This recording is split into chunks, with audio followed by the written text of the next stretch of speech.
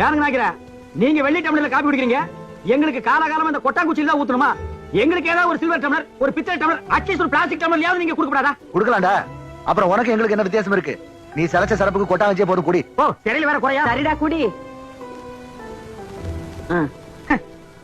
டேய், காபி குடிக்கிறத விட்டுட்டு என்னடா யோசனை? நாய்க்கிறமா, கோவில் பூசாரி தலையில கைய வச்சு நாங்க கட்டிங் பண்றோம். ஆனா நாங்க கோயிலுக்கு போனா வெளிய நின்னு சாமி கும்பிட வேண்டியது இருக்கு.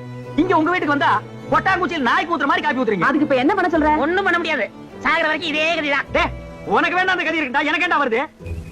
சாமி கும்பிடணும் சாமி. காத்தாடியே போட்டு வந்துட்டியா?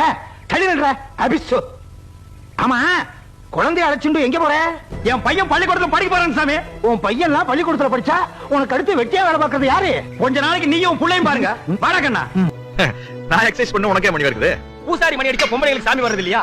ஏழை விவசாயிங்க ஏர் புடிச்சா பண்ணையாருக்கு கொந்தி வருது இல்லையா? தொழிலாளிங்க கஷ்டப்பட்டு வேலை செஞ்சா முதலாளிங்க பென்ஸ் கார்ல போறது இல்லையா? யாரோ ஓட்டு போட்டா யாரோ சொத்து சுகம் வாங்குறது இல்லையா? அது மாதிரி தான்ப்பா இதுவும். என்ன கம்யூனிசமா? கம்யூனிசம் தான், கம்யூனிசம் தான்டா. இத தாண்டா பல பேர் மேடை ஏறி அடுக்குமொழியில பேசுறாங்க. சில பேர் டெல்லிக்கு ஏரோப்ளேன்ல போய் ஜனநாயக சோசலிசம்னு பேசுறாங்க. எல்லா சினிமா ஹீரோக்களும் நெஞ்ச தட்டி கைய தூக்கி பாடுறானுங்க. இதுல என்ன ஒரு உண்மைன்னா இவனுக்கு யாருமே ஏழைங்க இல்ல.